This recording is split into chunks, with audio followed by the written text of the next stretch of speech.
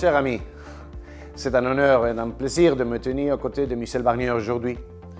À Bruxelles et dans toutes les capitales européennes, il est connu comme Monsieur Brexit. Européen et patriote, comme il aime se définir lui-même, Michel est un ami de longue date du Parti populaire européen, dont il a été vice-président et une voix française qui compte au sein de notre famille politique.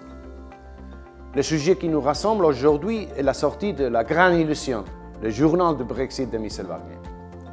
En juillet 2016, Michel Barnier est nommé négociateur en chef chargé de la conduite des négociations avec le Royaume-Uni.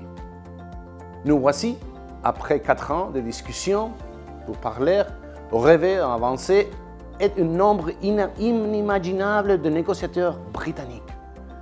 L'Union européenne compte certes un membre en moins, mais est restée unie. Le droit des Européens protégé et nos intérêts préservés.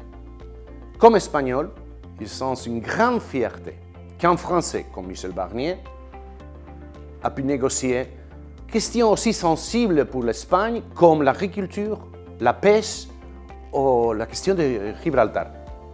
Nous, Espagnols, Français, Européens, devons beaucoup à Michel Barnier. Transparence, respect, ténacité, tels ont été les maîtres mots de sa conduite durant toutes ces discussions. L'Union européenne aurait pu sortir brisée du Brexit. Elle est en renforcée et soudée.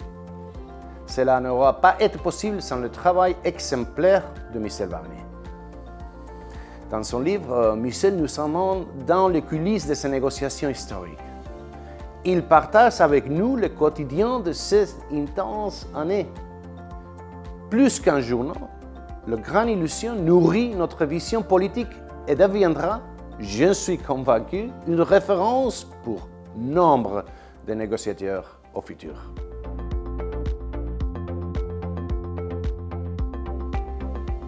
Bonjour à tous, et c'est un très grand plaisir que je me trouve aujourd'hui brièvement revenu à Bruxelles, ici au siège du Parti populaire européen, d'y retrouver Tonio López Istúriz, de saluer le président Donald Tusk et toute l'équipe, des jeunes et des moins jeunes qui font vivre ce parti dans un moment grave, exigeant pour l'Union européenne. Beaucoup de familles ont été touchées et restent fragilisées par cette crise du Covid. Beaucoup de morts, beaucoup de malades, beaucoup de solitude, beaucoup de chômage aussi lié à cette crise dont nous allons sortir avec l'appui de l'Union européenne, son engagement et puis aussi les forces et capacités de résistance de chacune et de chacun dans nos pays. Voilà, je suis venu ici pour dédicacer dans une librairie à Bruxelles le livre que j'ai publié il y a quelques jours, qui rend compte, c'est un récit écrit au jour le jour de cette très longue négociation que nous avons faite avec les Britanniques, pas contre eux, mais avec eux, puisqu'ils ont quitté l'Union européenne. Nous avons ordonné ce divorce. C'est un divorce, c'est donc une situation négative. Mais comme l'a dit Angela Merkel, l'avenir de l'Europe est plus important que le Brexit. Donc c'est à cet avenir de l'Europe qu'il faut penser.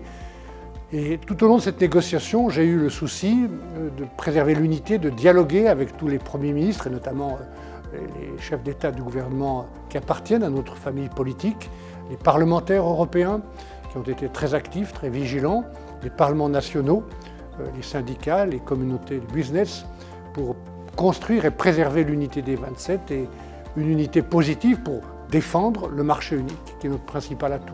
Voilà, donc j'ai très heureux de pouvoir raconter cette longue négociation et les leçons qu'il faut en tirer, et aujourd'hui de marquer cette étape ici au siège du Parti populaire européen.